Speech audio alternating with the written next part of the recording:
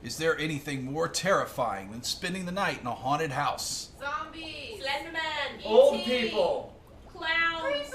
Alright, but a night in a haunted house is pretty terrifying, and what could be better for a Halloween game night than giving your game group the heebie-jeebies? So watch out for ghouls, ghosts, and things that go bump in the night as we explain Betrayal at House on the Hill.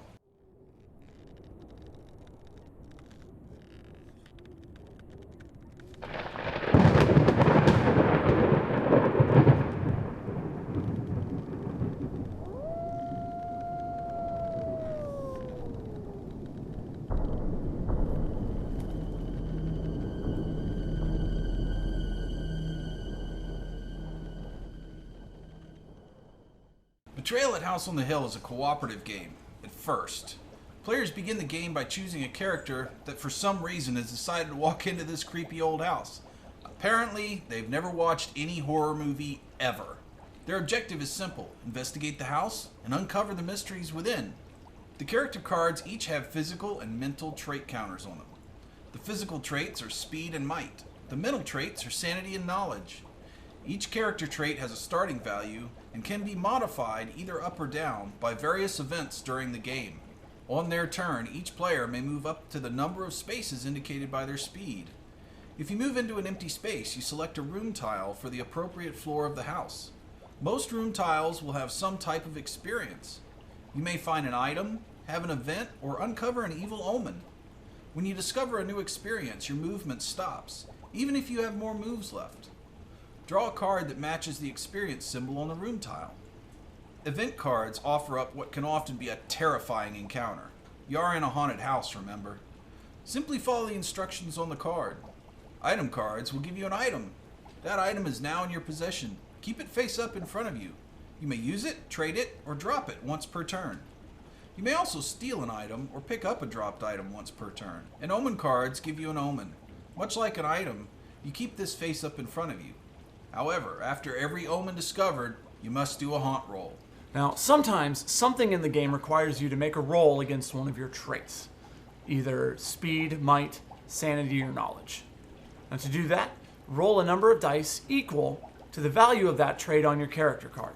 Whenever an omen card is drawn, that player must make a haunt roll. A haunt roll consists of rolling 6 dice. If the total number of that roll is higher than or equal to the number of omen cards revealed in the game, then the haunt has been avoided. But if your total is less than the number of omen cards in play, then you're in for more than just a little bit of trouble because the haunt has begun. Now, the haunt is a total game changer. Up until now, you and your friends have been exploring this house, trying your best to collect items, boost your stats, pretty much just an attempt to make it out alive. But now, one of your friends has turned on you and is beginning to assist the forces of evil in your ultimate demise. Survival is the name of the game now. Unless, of course, you're the traitor, then you're assisting the forces of evil in destroying everyone else and eventually the world.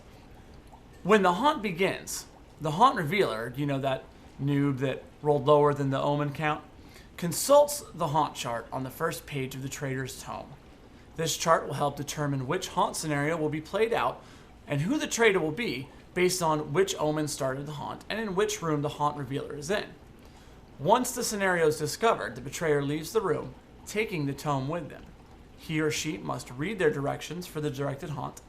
Now, they know their evil master's grand plan for destroying the world and must do whatever in their power to assist them. The rest of the group reads the corresponding haunt in the Secrets of Survival guide. It will give them as much information as it can on what the traitor is trying to accomplish and how they can stop him.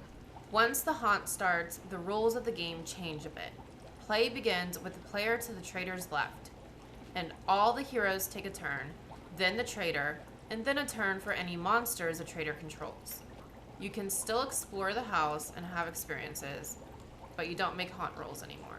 Another big change after the haunt is that now your character can die. Before the haunt, your character's traits could never drop below their lowest value. But now, if one of your traits drops to the skull, then you're dead. No more exploring for you. Movement also changes after the haunt. Whenever you're in a room with one or more opponents, You must spend an extra movement point for each opponent in that room to exit. This affects heroes, the traitor, and any monsters. Once the haunt starts, the traitor gets new powers. They ignore any harmful text but still get to use the beneficial text on any room tile. They can choose not to be affected by a card, and even if the traitor dies, they could still win if any monsters under their control can finish the traitor's objectives. So basically, the evil traitor gets ridiculous powers and the heroes are shafted, just like in a horror movie. Monster movement works differently from the players. Monsters roll dice equal to their speed to find out how many spaces they can move that turn.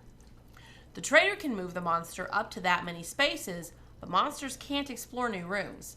They're stuck creeping through the hallways that the heroes have already uncovered. Monsters also can't be killed. Instead, they just get stunned and miss their next turn, 'cause that's fair. Once the hunt starts, you can start mercilessly beating the traitor and his evil minions. Of course, they can beat you back, so be careful where you leave your weapons. To make an attack, roll a number of dice equal to your might. Your opponent does the same, and the highest roll wins. The loser takes physical damage equal to the difference in the dice total. If you beat your opponent by 2 or more, you can steal an item from them instead of inflicting damage. There are also some weapons that allow you to attack from a distance. If you have one of those, for crying out loud, use it. You must be able to see the target without any obstructions to attack. Both players roll the dice as they would on a normal attack. The difference is if the defender outrolls you, you don't take any damage. Also, you can't steal items with a ranged attack, because that just wouldn't make any sense. Unless you're Scorpion from Mortal Kombat, but you're not. If the heroes succeed in their goals, then the group and the world is saved, even if some of them die, and they probably will. The group as a whole will still win, as long as one of them succeeds in destroying the evil. But if the traitor accomplishes their goals, then evil reigns and the heroes are doomed to haunt the halls of the house on the hill forever. If you'd like to see a full playthrough, check out our Noobs play Betrayal at House on the Hill video. It's all spooked up and ready for Halloween. If you enjoyed this video and would like us to make more like it, click like and subscribe. Game on. So what's better than a... Oh, boy. Oh, wow. Yep. Ish is about to get real. Now you and the remaining... and just unleash a and a couple helpful temps. Can finish the traitor's objectives. Unless you're Scorpion from Mortal. Okay, that's too slow. Knew it! Still win as long as them... Ah! Game on. Game on! Game on. Daddy. I say, game on, old boy. Like, totally game on. Game on! Mwah, ha, ha, ha.